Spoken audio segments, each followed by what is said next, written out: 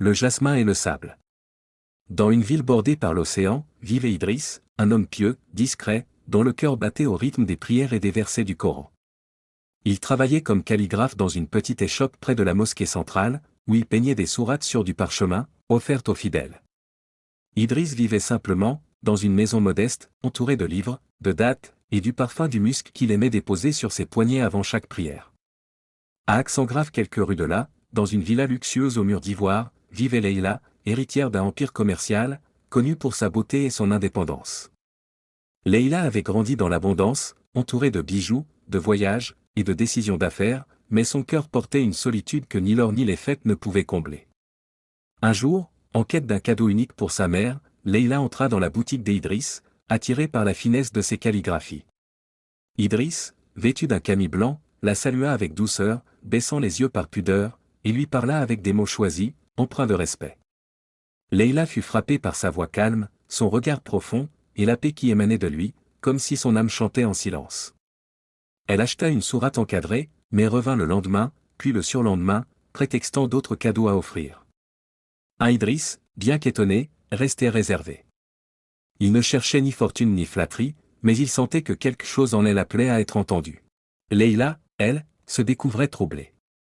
Jamais un homme ne l'avait regardée sans désir, mais avec une lumière qui semblait lire son cœur.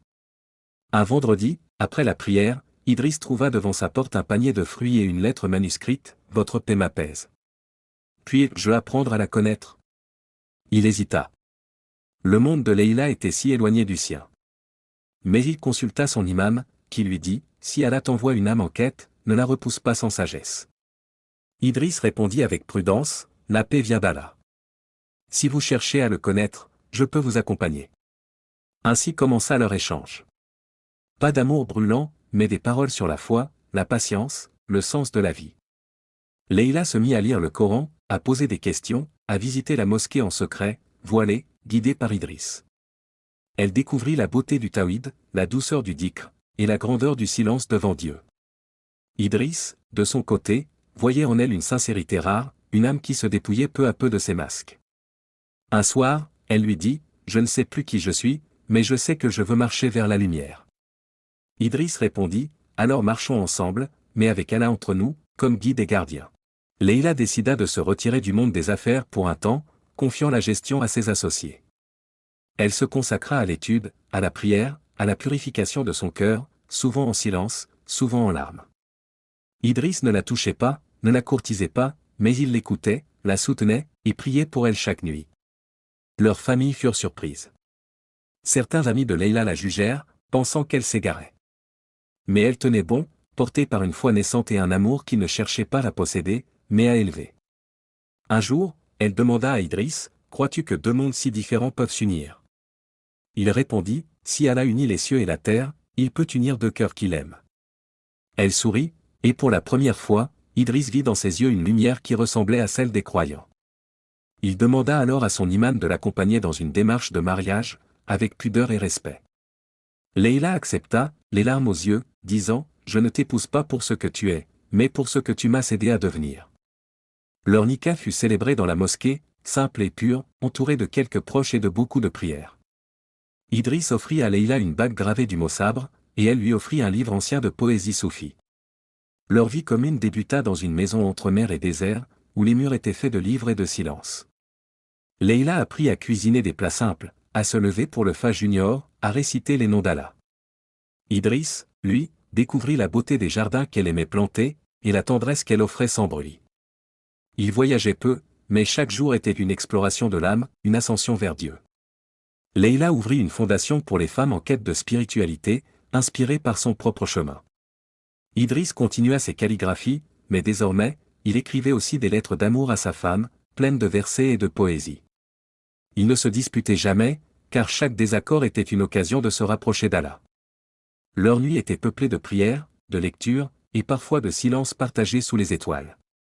Leïla disait souvent, « Tu m'as appris que l'amour ne crie pas, il prie. » Idriss répondait, « Et toi, tu m'as appris que la richesse ne se mesure pas en or, mais en lumière. » Les années passèrent, et leur amour grandit, enraciné dans la foi, fleuri par la patience.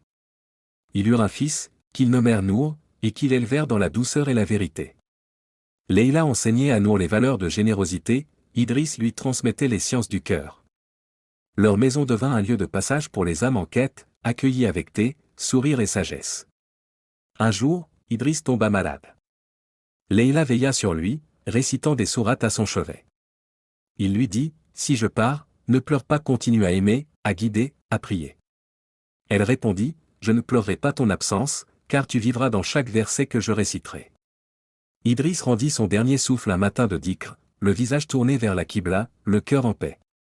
Leïla pleura, mais avec dignité. Elle porta son deuil comme une robe de lumière. Elle transforma leur maison en centre spirituel, où elle enseignait l'amour, la foi, et la beauté du sabre. Chaque année, elle organisait une nuit de poésie en son honneur, où elle lisait ses lettres et ses calligraphies. Nour grandit, pieux et sage, portant en lui l'héritage de deux mondes unis par l'amour. Leïla, devenue guide spirituel, disait souvent, « L'amour vrai ne meurt pas, il se prolonge dans ce qui l'a touché. » Elle ne se remaria jamais, disant, « Mon époux est avec moi, dans chaque prière, chaque souffle. » Les gens venaient de loin pour entendre son histoire, et repartir avec un cœur apaisé. Elle écrivait, « Il m'a appris à aimer Dieu, et en aimant Dieu, j'ai appris à aimer le monde. » Et dans son dernier souffle, elle murmura, « Ya Allah, réunis-moi avec lui, là où l'amour ne connaît ni fin ni séparation. » Ainsi s'acheva l'histoire du jasmin et du sable, deux âmes que tout opposait, mais que Dieu avait réunies pour l'éternité.